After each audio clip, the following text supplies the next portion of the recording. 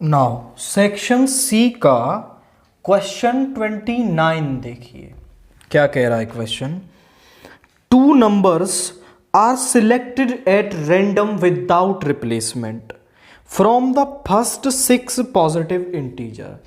पहले 6 positive integers यानी 1 से और 6 से हम दो नंबर्स सिलेक्ट कर रहे हैं।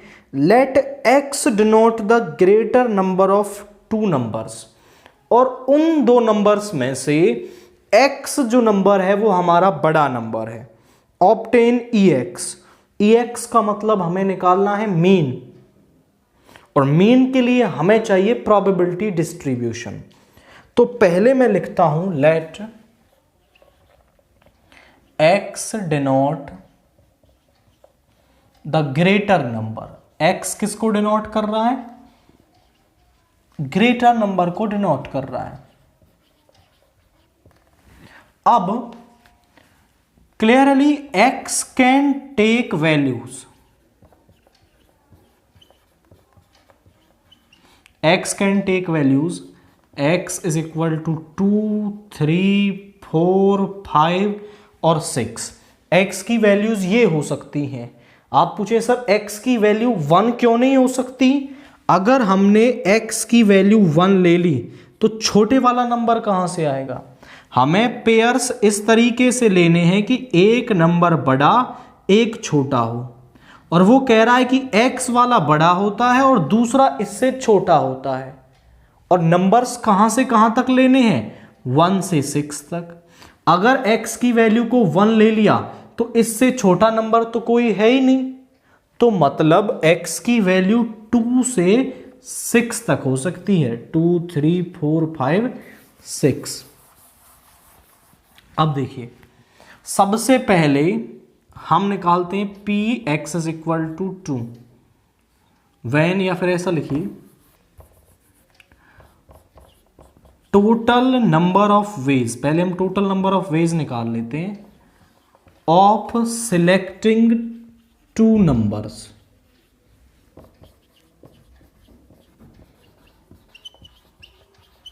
दो नंबर्स को हम कितने तरीके से सिलेक्ट कर सकते हैं?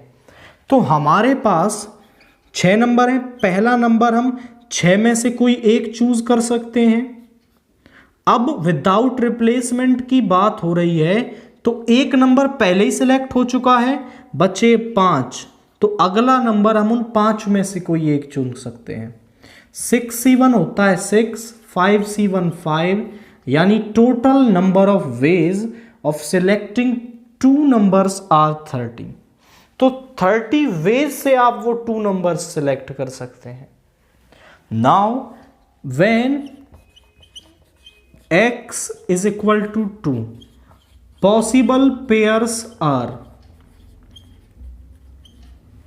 जब x इज इक्वल टू 2 होगा तो पॉसिबल पेयर क्या बनेंगे? देखो, हो सकता है कि दूसरा नंबर 1 हो, या फिर हो सकता है कि पहले हम 2 निकालें और फिर 1 निकालें, क्योंकि x बड़ा लेने से मतलब है x हम दूसरे नंबर पर भी निकाल सकते हैं और पहले नंबर पर भी निकाल सकते हैं।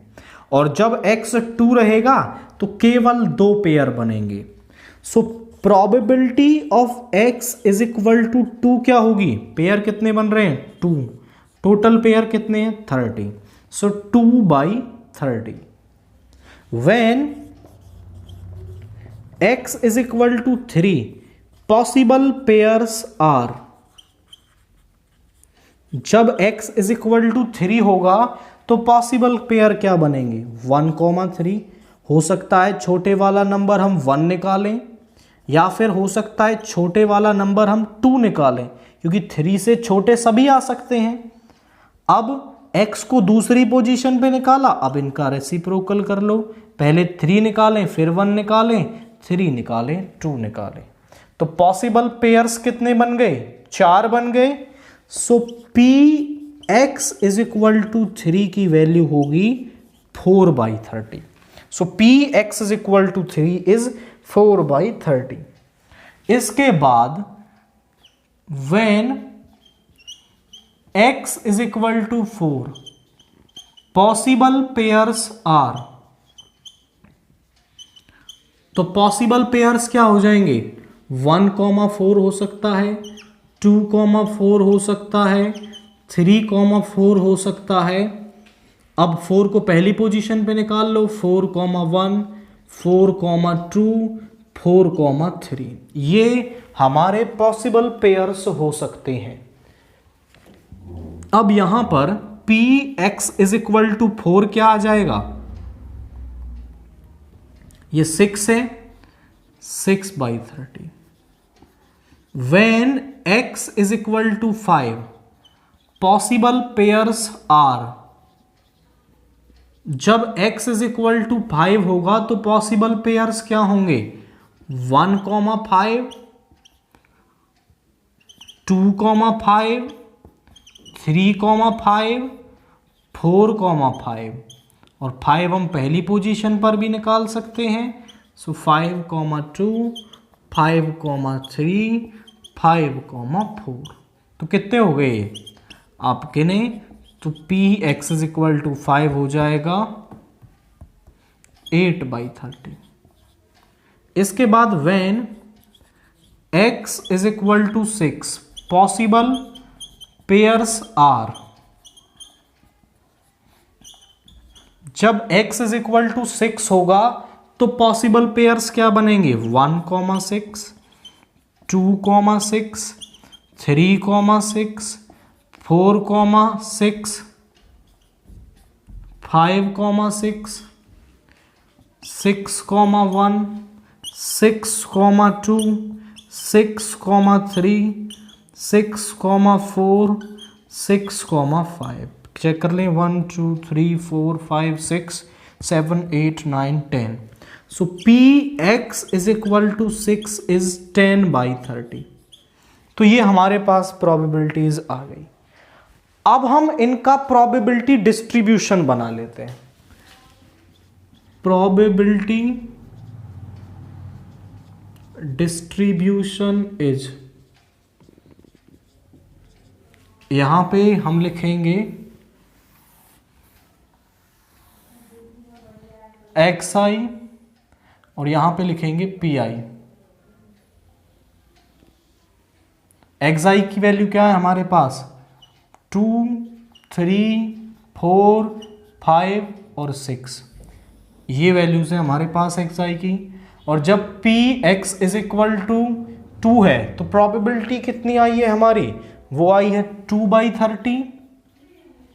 x इज इक्वल टू 3 पर प्रोबेबिलिटी आई है हमारी 4/30, 4 पर आई है हमारी 6/30, 5 पर आई है 8/30 और यहां आई है 10/30। अब मीन निकालने के लिए हमें निकालना है pi xi।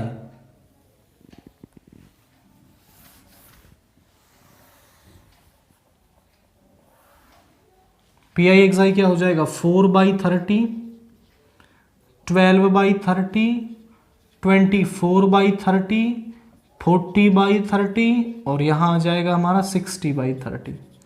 Summation of pi xi को ही हम ex बोलते हैं। इस समेशन ऑफ pi xi 4/30, 12/30, 24/30, 40/30, 60/30 सभी को ऐड कर देंगे, क्योंकि समेशन ऑफ pi xi ही क्या होता है, हमारा मीन होता है। तो एलसीएम तो सभी का सेम आ जाएगा, दैट इज 30, 4 + 12 + 24 + 40 + 60। यहाँ पे हो गया 16 + 24 इज 40, 40 40 80, 80 और 60 140/30। So mean is, I must say, ex is 14/3। तो जो हमारा मीन है वो क्या हो जाएगा, वो 14/3 हो जाएगा। तो आपने देखा, पहले हमने x की पॉसिबल वैल्यूज निकाली, सभी के लिए पॉसिबल पेयर्स बनाए, आफ्टर दैट सभी की प्रोबेबिलिटी निकाली और उसके बाद केवल प्रोबेबिलिटी डिस्ट्रीब्यूशन बनाया है और समेशन ऑफ pi xi निकाला, क्योंकि वही हमारा मीन होता है। नाउ इसका क्वेश्चन नंबर 30 देखिए। क्वेश्चन क्या है, solve dy by D X plus 2y is equal to E की पावर माइनस एक्स। यहाँ जो इक्वेशन हमें दे रखी है वो एक लीनियर डिफरेंशियल इक्वेशन है। तो एक लीनियर डिफरेंशियल इक्वेशन को हम कैसे सॉल्व करेंगे वो देखिए। द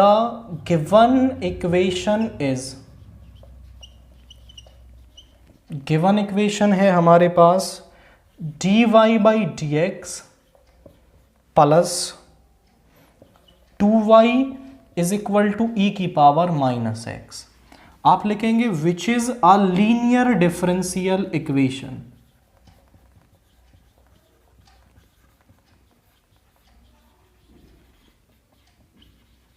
ये एक लीनियर डिफरेंशियल इक्वेशन है। नाउ इसको सॉल्व करने का तरीका क्या है, पहले हम इसको लीनियर इक्वेशन की स्टैंडर्ड फॉर्म के साथ कंपेयर करेंगे। सो कंपेयरिंग वन विद किसके साथ, dy by D X plus P Y is equal to Q. तो यहां से p की वैल्यू आ गई 2 और q की वैल्यू आ गई e की पावर माइनस एक्स। अब इसके बाद हम निकालेंगे इंटीग्रेटिंग फैक्टर जो होता है e की power p dx।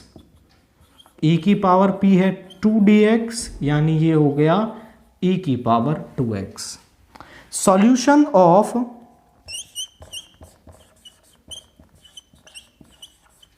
Equation is given by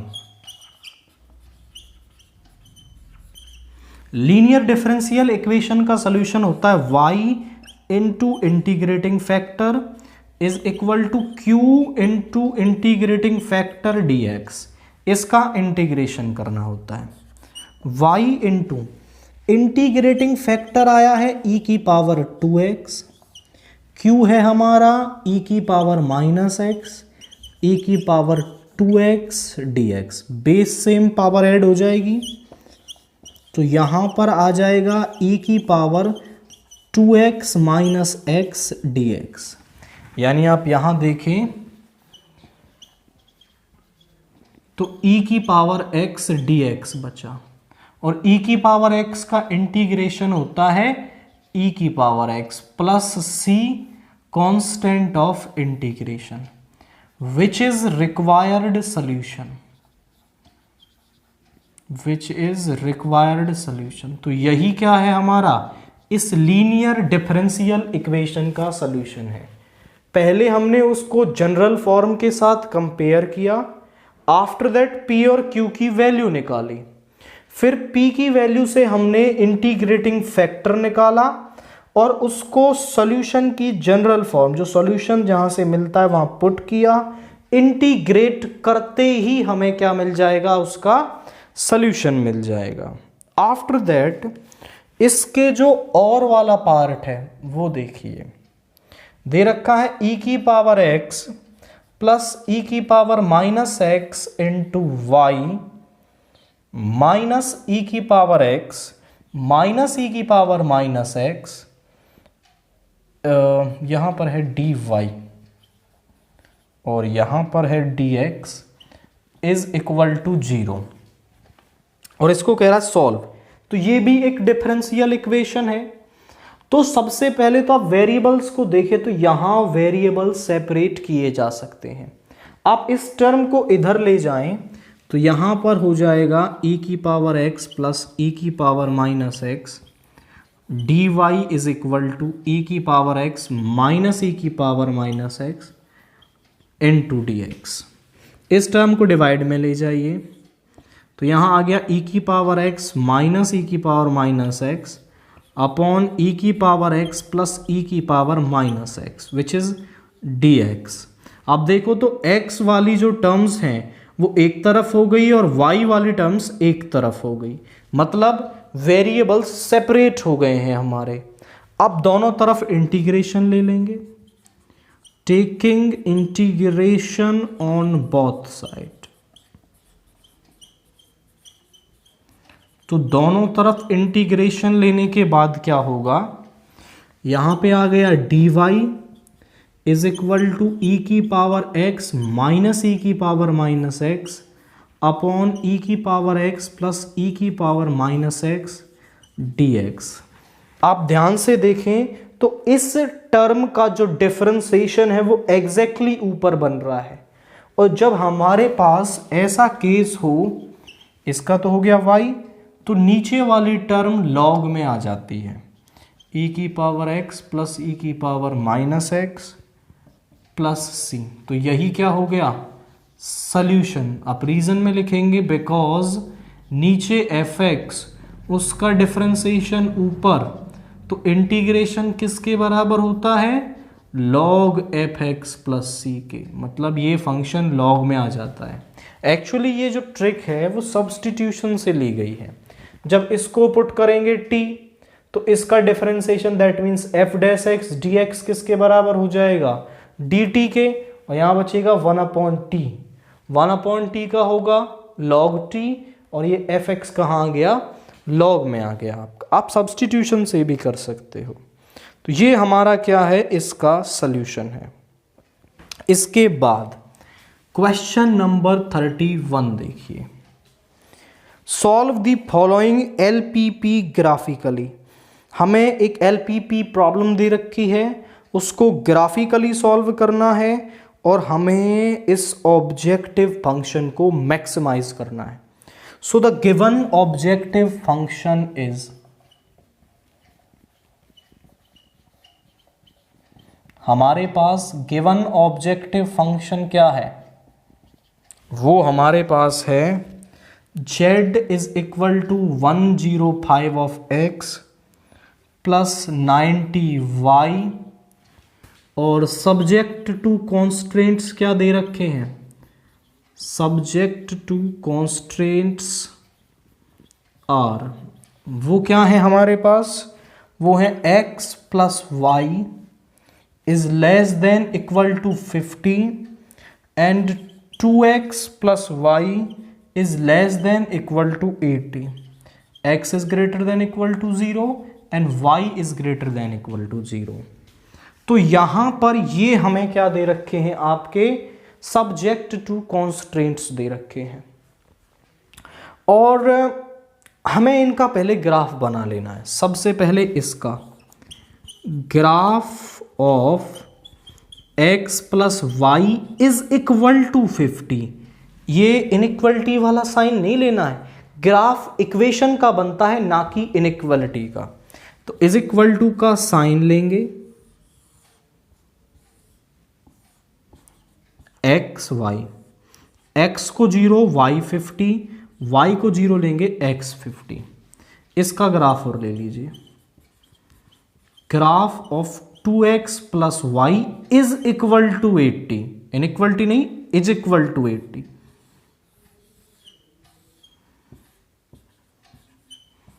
x को 0 लेंगे y 80, y को 0 लेंगे x 40।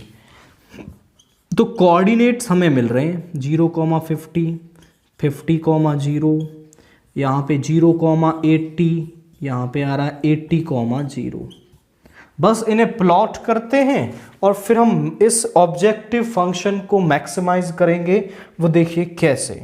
नाउ इन कोऑर्डिनेट्स को हम कार्टेशियन प्लेन पे ड्रा करेंगे। वी हैव दिस प्लेन, जो पॉइंट्स हैं वो 80 तक जा रहे हैं, तो इंटरवल हम 20 का लेंगे, 20, 40, 60, 80, 100, 20, 40, 60, 80, 100। पहला कोऑर्डिनेट है 0,50, x 0 y 50, 20, 40, तो 0,50 यहां पर होगा। दूसरा कोऑर्डिनेट है 50,0, यानी x 50 y 0 यहां पर होगा। तो दोनों पॉइंट्स को मिलाते हैं, ये हमारी x plus Y is equal to 50 है। अगला कोऑर्डिनेट है 0,80, तो 0,80 यहां पर होगा, 20, 40, 60, 80। फिर है 40,0, x 40 यहां पर होगा। दोनों पॉइंट्स को मिलाएं तो यहां से ये जाएगा इस तरीके से, and this line is 2x plus Y is equal to 80। अब आपको ये चेक करना है कि इस सिस्टम ऑफ इक्वेशंस का जो फिजिबल रीजन है वो कहां पर बनेगा। तो उसको चेक करने के लिए आप इस इनइक्वलिटी में इक्वल टू वाला साइन छोड़ दो और यहां पर ले लो ग्रेटर देन, लेस देन, जो भी दे रखा है। x और y की जगह 0 रखो तो यहां पे आ गया 0 इज लेस देन 50। क्या ये बात सही है? अगर ये बात सही है तो इस लाइन का जो फिजिबल रीजन है वो ओरिजिन की तरफ होगा। लाइन है हमारी ये और इसका फिजिबल रीजन होगा ओरिजिन की तरफ, मतलब इस तरफ होगा। और फिर ऐसा ही काम इसके साथ करो।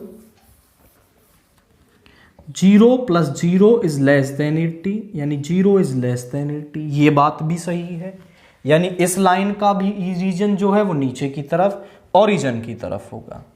x is greater then 0, x is greater then 0 मतलब y axis, positive y axis, और y इज ग्रेटर देन 0 मतलब पॉजिटिव x एक्सिस, इस तरफ से। तो फिजिबल रीजन क्या बन रहा है हमारा? ये वाला बन रहा है, आप चेक करें। और इस फिजिबल रीजन के कॉर्नर पॉइंट्स क्या हैं? O A B C। A के कोऑर्डिनेट्स हैं 40,0, C के कोऑर्डिनेट्स हैं 0,50। केवल एक पॉइंट के कोऑर्डिनेट्स हमारे पास नहीं है, दैट इज B। और B को आप ध्यान से देखें तो इन दोनों लाइंस का पॉइंट ऑफ इंटरसेक्शन है। दो लाइंस का पॉइंट ऑफ इंटरसेक्शन उनको सॉल्व करके निकाला जा सकता है, that is 2x plus Y is equal to 80। इसमें से इस लाइन को सब्ट्रैक्ट कर दो, यहां हो जाएगा माइनस माइनस, यहां आ गया x is equal to 30। x is 30 यहां डाल दो, सो y इज 20। 30,20 ये आ गए। आप चाहो तो इसे शो कर सकते हो, अदरवाइज कोई नेसेसिटी नहीं है कि आप इसे शो करें। कॉर्नर पॉइंट्स हमें मिल गए। अब हमें z को करना था मैक्सिमाइज, तो इस z में सारे कॉर्नर पॉइंट्स की वैल्यूज को डालो। जिस पर मैक्सिमम उस पर मैक्सिमा, जिस पर मिनिमम उस पर मिनिमा। सो सबसे पहले z एट 0,0, यहां हो जाएगा 0 प्लस 0 इज 0। फिर z at a, that means 40,0, तो यहां हो जाएगा 105 इंटू 40 प्लस 0, यहां पे हो गया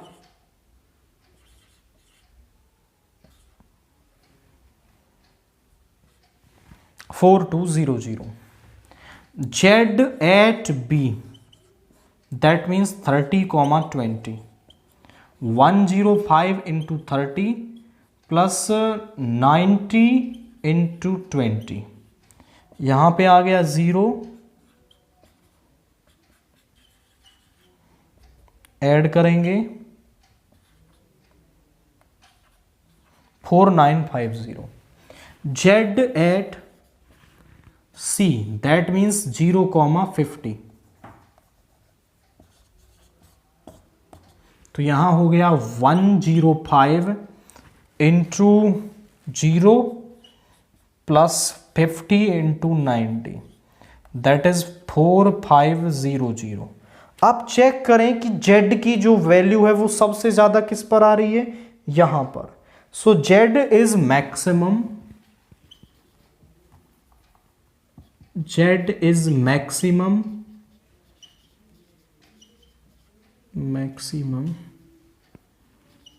at b, that means 30,20, that is। और इसके बाद z is maximum at b and its maximum value is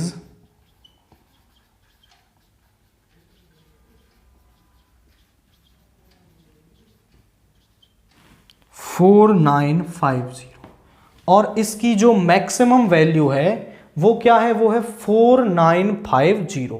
तो सिंपली हमने इसकी मैक्सिमम वैल्यू को निकाल लिया है। इसके बाद सेक्शन डी का क्वेश्चन नंबर 32 देखिए, क्या कह रहा है हमसे। If the area of the region bounded by the line y is equal to mx and x is equal to 1 and x is equal to 2 and x axis is 6 units, मतलब इन सभी figures के बीच में जो area मिलेगा वो 6 units होगा। Then find the value of m। So given equation क्या है, the given equation of curve is, वो क्या है, y is equal to M X. अब y is equal to M X एक लाइन होती है passing through the origin.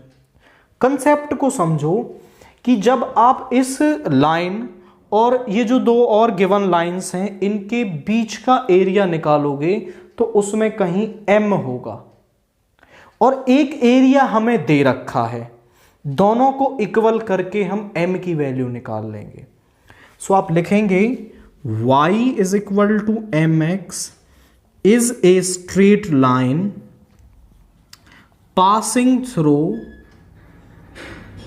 Origin, जो ओरिजिन से पास होती है।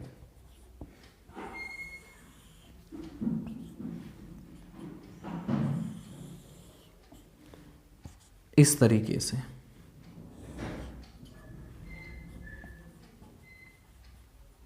यहां 1 2 3 4 5 6 1 2 3 4 5।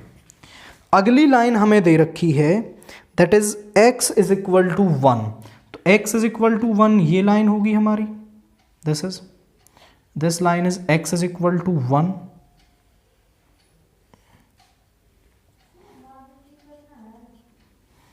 And x is equal to 2, x is equal to 2 यहां पर है दिस लाइन।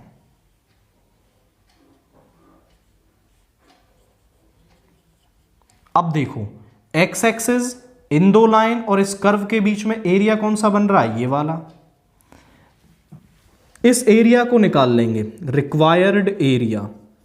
वो कैसे निकालेंगे हम, लिमिट कहां से कहां तक है, 1 से 2 तक y dx, 1 से 2, y क्या है, दैट इज mx, m बाहर आ जाएगा, इसका इंटीग्रेशन हुआ x स्क्वायर बाई 2, लिमिट है 1 से 2, पुट करो m 2 का स्क्वायर 4 बाई 2 माइनस 1 का स्क्वायर 1 बाई 2, ये आ जाएगा हमारे पास 3 by 2, 3m by 2। Area of the region 6 square units, ये हमें दे भी रखा है। तो जब दोनों इस ही रीजन के एरिया हैं तो दोनों इक्वल होंगे। So 3m by 2 is equal to 6, यहां पे आ जाएगा 3m is equal to 6 into 2, 3 से 2 times m is equal to 4। तो हमें यहां पर m की वैल्यू मिल गई। कंसेप्ट यही यूज किया है कि एरिया को निकालना है और उस एरिया को गिवन एरिया के इक्वल रखना है, तो वहां से हमें m की वैल्यू मिल जाएगी। नाउ क्वेश्चन नंबर 33 देखिए।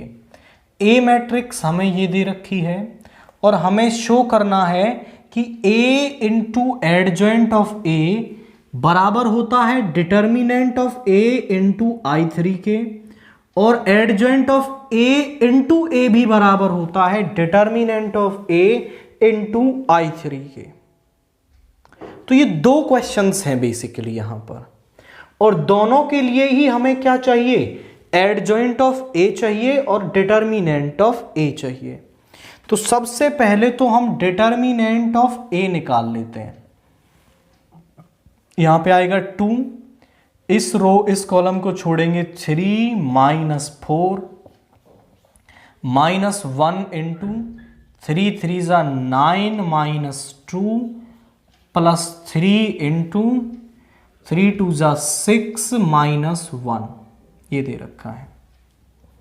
यहां पे आ गया -1 -2, ये प्लस का 7 प्लस 5 3 ज़ा 15, ये आ रहा है हमारे पास। दिस इज ओके, ये हो जाएगा माइनस का 7 प्लस का 7 माइनस का 7, 15 माइनस 7 माइनस 9, ये हो जाएगा 15 minus 9 that is 6 which is not equal to 0। तो डिटर्मिनेंट ऑफ ए तो हमें मिल गया। अब राइट हैंड साइड वाली टर्म को आप लिखना चाहो तो 6 इंटू 1 0 0 0 1 0 0 0 1, यानी कि 6 की मल्टीप्लाई कर लो इस तरीके से। ये मैट्रिक्स हमें बेसिकली बनानी है यहां पर, आइडेंटिटी मैट्रिक्स की डिटर्मिनेंट से मल्टीप्लाई। अब एडजॉइंट ऑफ ए निकालते हैं। उसको निकालने के लिए हमें कोफैक्टर्स निकालने होंगे। -1 की पावर 1 प्लस 1, इस रो इस कॉलम को छोड़ेंगे तो क्या बचा 1 2 2 3, -1 की power 1 plus 1, even number positive होगा तो 3 1 जा 3 -4 दैट इज -1।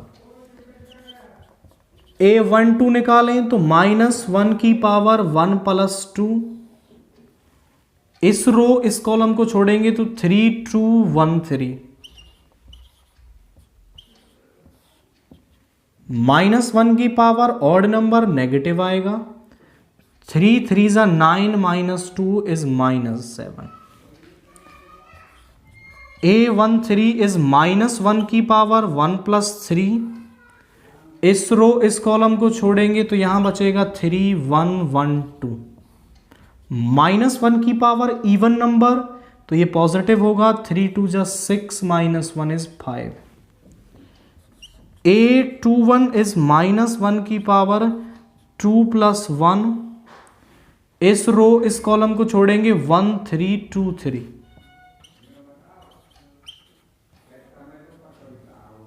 -1 की पावर ऑड नंबर तो नेगेटिव आएगा,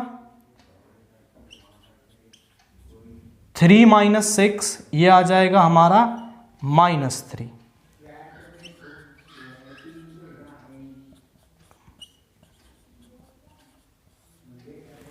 इस रो इस कॉलम को छोड़ेंगे 2 3 1 3, -1 की पावर इवन नंबर पॉजिटिव हो जाएगा, 3 2 जा 6 -3 इज 3। A23 क्या हो जाएगा -1 की पावर 2 प्लस 3, इस रो इस कॉलम को छोड़ेंगे 2 1 1 2, इस रो ऑड नंबर नेगेटिव हो गया, 2 2 जा 4 -1 इज -3। A31 -1 की पावर 3 प्लस 1, इस रो इस कॉलम को छोड़ेंगे 1 3 1 2, -1 की पावर इवन नंबर है तो ये पॉजिटिव हो जाएगा, यहां हो जाएगा 2 -3 इज इक्वल टू -1। 3 2 निकालेंगे, -1 की पावर 3 प्लस 2, इस रो इस कॉलम को छोड़ेंगे 2 3 3 2,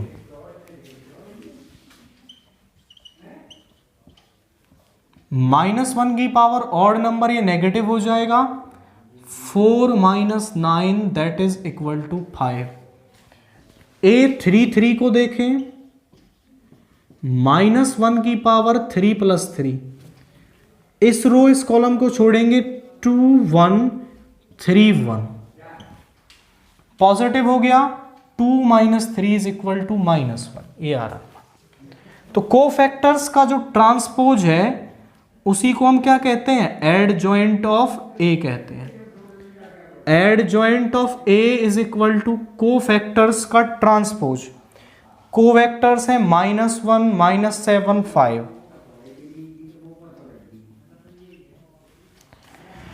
टू वन है -3 3 -3। This is the term. 3 1 है -1 5 -1। और इसका हम ट्रांसपोज करेंगे। So this term, this 2 1 is -1 की पावर 2 + 1 3 -6। तो ये प्लस का 3 आएगा यहाँ पे। This is +3।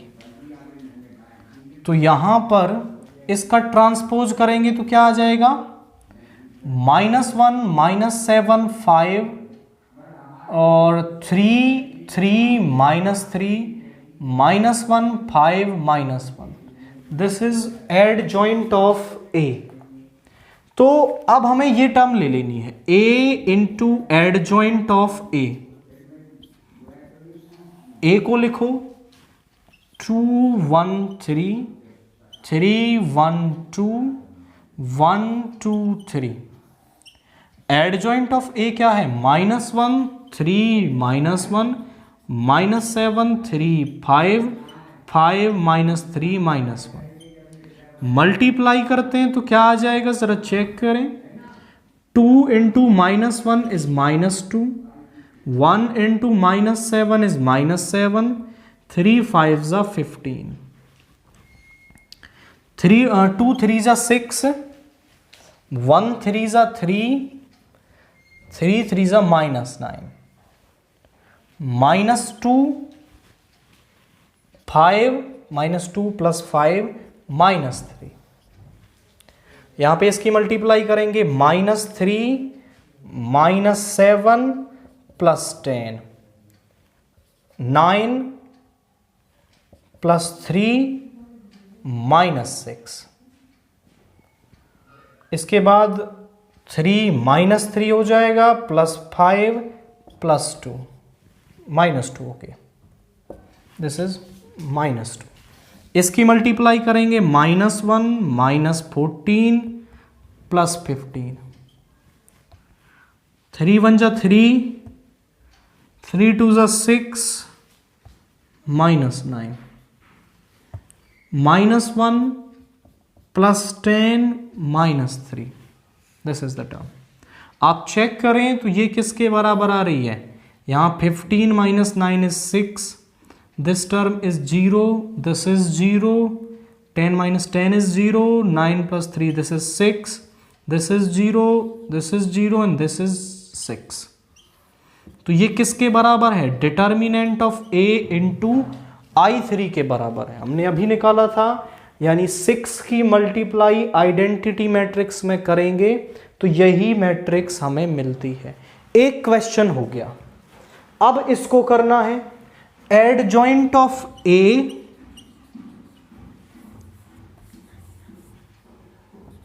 को पहले लेना है और ए को बाद में लेना है। तो एडजॉइंट ऑफ ए को पहले लिखें, वो आएगा हमारा -1 3 -1 -7 3 5 5 -3 -1। और यहाँ पे ए को लिखेंगे 2 1 3 3 1 2 1 2 3। मल्टीप्लाई कर लेंगे यहाँ पे, -1 × 2 इज -2 + 9 -1, -1 + 3 -2, -3 + 6 -3, -14 + 9 + 5, -7 + 3 + 10, -21। बारी बारी से मल्टीप्लाई करें, -21 + 6 + 15, 5 2 ज़ा 10 -9 -1. ओके, 5 2 10 -9 -1. 5 1 जा 5 -3 -2.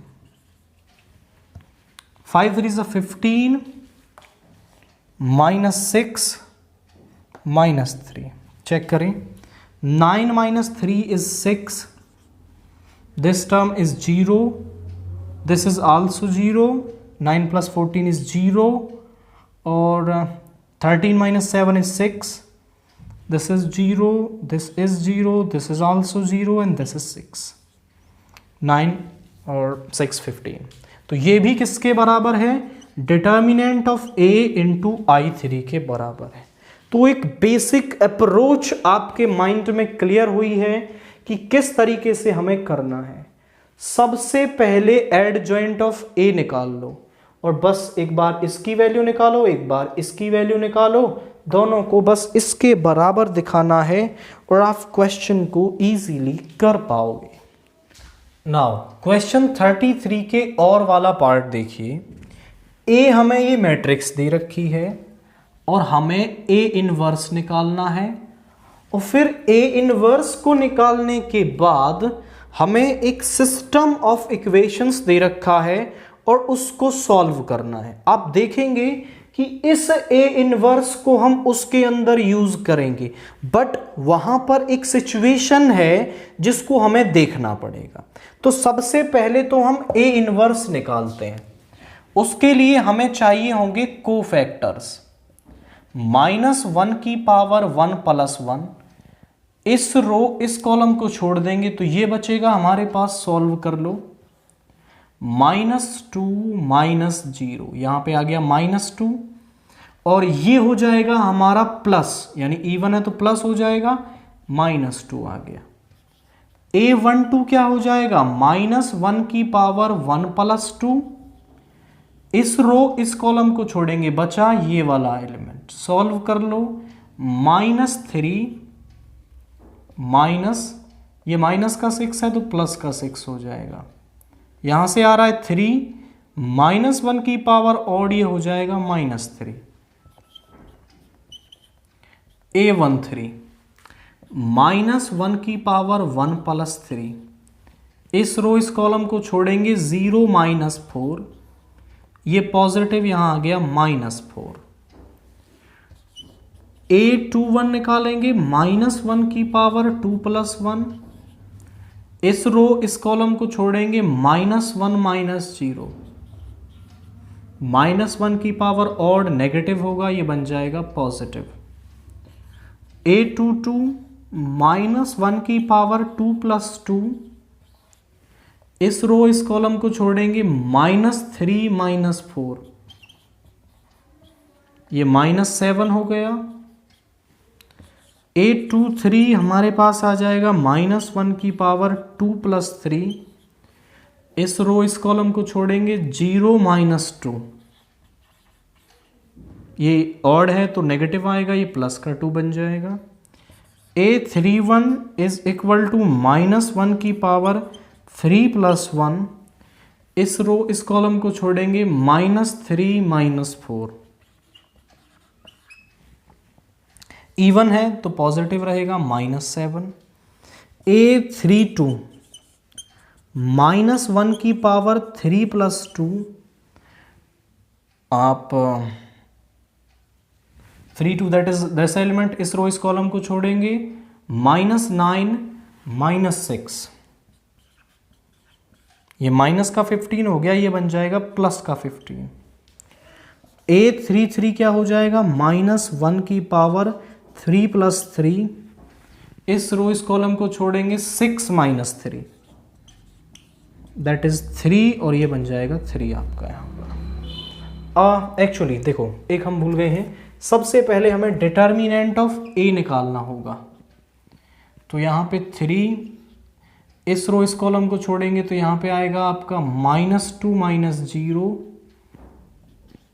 -1. इस रो इस कॉलम को छोड़ेंगे -3 + 6. Plus 2 into 0 minus 4 -6 -3 -8, this is -17, that is equal to not equal to 0। अगर डिटर्मिनेंट नॉट इक्वल टू 0 आता है तभी हमारी जो मैट्रिक्स है वो इन्वर्टिबल होती है, अदरवाइज हम उसका इन्वर्स निकाल ही नहीं सकते हैं। तो अब इसके बाद यहां पर हम एडजॉइंट ऑफ ए निकाल लेंगे, वो होता है कोफैक्टर्स का ट्रांसपोज। कोफैक्टर्स है हमारे पास -2 -3 -4, यहां पर है 1 -7 2, यहां पर है -7 15 3। इसका ट्रांसपोज क्या आ जाएगा हमारे पास, -2 -3 -4 1 -7 2, यहां पे आ जाएगा -7 15 3।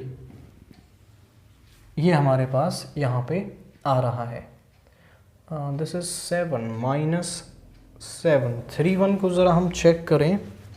सो 3 1 is -3 -4, that is -7। Okay, let's check this 1 8 2 1 2 1 this row and this row, इस कॉलम को छोड़ेंगे, -1 -0। सो ये माइनस का 1 यहां से हो गया ये प्लस का 1। ओके, सॉल्व करते हैं। इसके बाद हमें निकालना है ए इनवर्स, वो होता है 1 upon determinant of A into adjoint A. 1 upon determinant A है -17 और ये है -2 1 -7 -3 -7 15 -4 2 3। -7 को साइन को अंदर ले जाइए तो ये 2, ये -1, ये 7, ये 3, ये आ गया हमारा 7, ये -15, ये आएगा हमारा 4 -2 -3। दिस इज ए इनवर्स, हमारे पास ये ए इनवर्स आ रहा है। अब सिस्टम ऑफ इक्वेशंस हमें क्या दे रखा है, सिस्टम ऑफ इक्वेशंस इज, वो दे रखा है 3x plus 3y plus 2z is equal to 1, x plus 2y plus 0z is equal to 4, 2x minus 3y minus z is equal to 5। Above system can be written as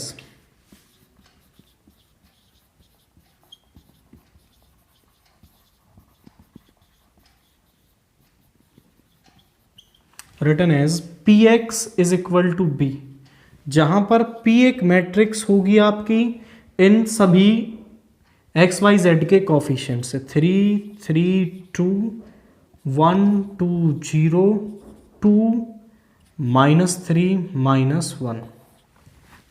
आप ध्यान से देखें, और x क्या होगा, वो variables जिनकी हमें वैल्यू निकालनी है, एंड b होंगे ये सामने वाली वैल्यूज 1 4 5। आप बोले सर ये a और p तो बिल्कुल अलग अलग हैं, तो इसका इन्वर्स हम इसमें कैसे यूज कर सकते हैं। आप देखो 3 3 2, इसका ट्रांसपोज करोगे तो ये मैट्रिक्स मिल जाएगी, इसका ट्रांसपोज करोगे तो ये मैट्रिक्स मिल जाएगी। हमारे पास प्रॉपर्टी होती है, अगर A ट्रांसपोज का इन्वर्स बराबर होता है A इन्वर्स के ट्रांसपोज के, अगर A ट्रांसपोज का इन्वर्स निकालोगे तो वो A इन्वर्स का ट्रांसपोज हमें मिलता है। आप चेक करो, ये इसका ट्रांसपोज है, तो इसका जो इन्वर्स है हमें इन्वर्स का ट्रांसपोज करने से मिल जाएगा। सो A इन्वर्स का ट्रांसपोज करेंगे आप, सो 2 -1 7 3 7 -15 4 -2 -3, इसका ट्रांसपोज कर दीजिए तो ये आ जाएगा हमारे पास 1/17, 2 -1 7, 3 7 -15, 4 -2 -3। अब क्योंकि determinant of A not equal to 0 है, so solution of system is given bye